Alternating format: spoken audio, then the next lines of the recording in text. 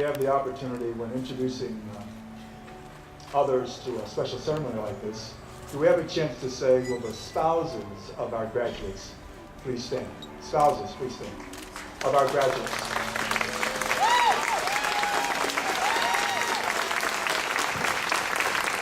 Will the children of our graduates please stand? Children of our graduates please stand.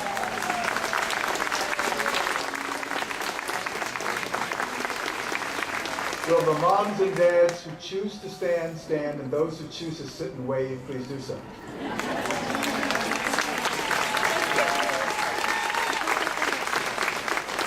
And for all of those who are cheerleaders of our graduates and believers in them when they didn't believe in themselves, please stand.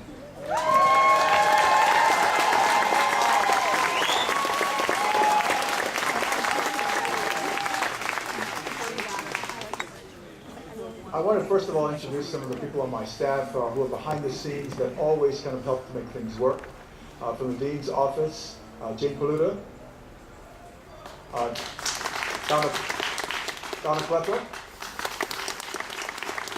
and I think the rest of them are either at Zemer or had to leave early, but I want you to join me in thanking them for their contributions to our work.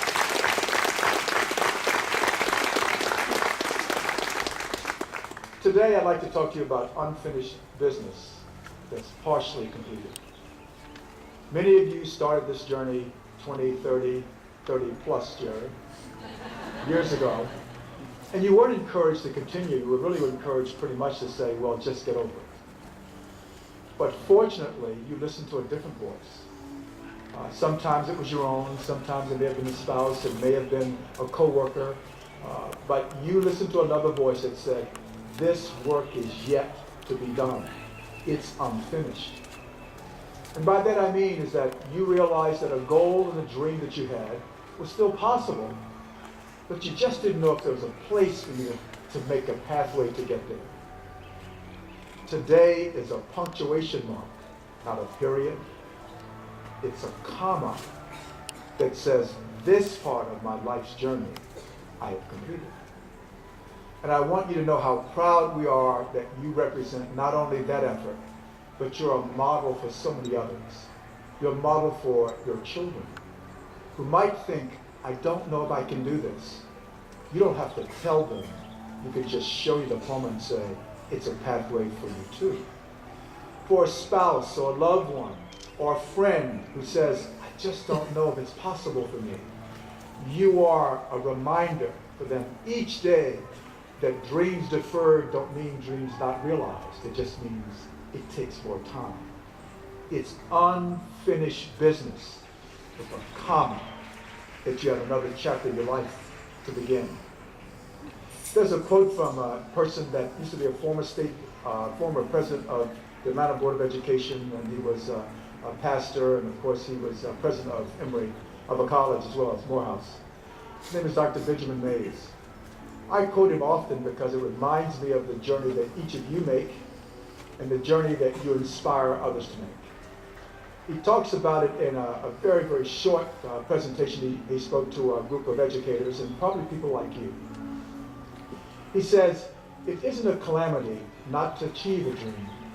It is a calamity not to dream. It isn't a disgrace not to reach the stars. It is a disgrace to have no stars to reach for. Not failure, but low aim is the same. I hope you understand that while it was hard work, you never ever gave up on what the dream was.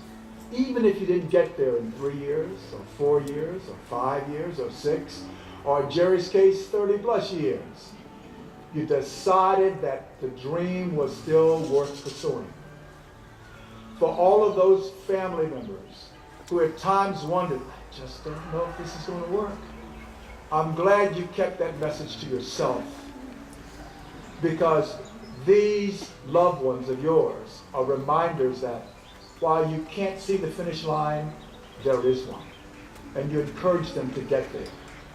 To our young people who sometimes want it right now, and if it doesn't come right now, they don't want it, I hope you all remind them that it's life's journey It's not the 18-year journey, the 4-year journey, or the 6-year journey. It's a life journey, a lifetime journey, a journey that really does inspire you to learn forever. I said this is an unfinished dream, comma, because there's a next chapter in your lives that I expect you to fulfill.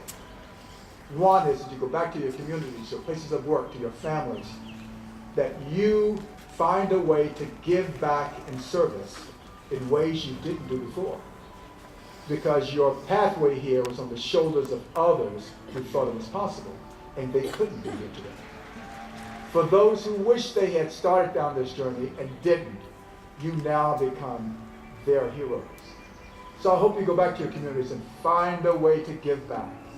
Not for money, but because it's the right thing to do. I also hope that you'll find a way to give back to our school in a way that really can allow us to serve others. In 2015, in January, this whole service of non-traditional adult learners will experience its 100th year celebration. 100 years of adults like you saying, I just don't know if it's possible. Now, we didn't have the degree then, but people didn't believe that it was possible then. We plan to not only make certain that this legacy that you're a part of continues, but we want you to do as well. I'm going to charge the class of 2014, the last class of the first century, to make a gift to our school in the way that you deem appropriate, so the next class of the next century can realize they have a big responsibility to fulfill to carry this on. I hope today that you will not be like some undergraduates that you have to remind them to hug someone. In this age, you realize hugging is just part of what you do, because you don't know if you'll see that loved one again. We understand that the moment is more powerful than just the journey. So take time to hug a son, a daughter, hug a spouse, hug a friend, a mom, a dad, a cheerleader. Find a way to say thank you and a hug and a kiss. And then say, but this is the comma in my journey. May God bless each of you. Do good, do it everywhere, and continue your journey. Thank you.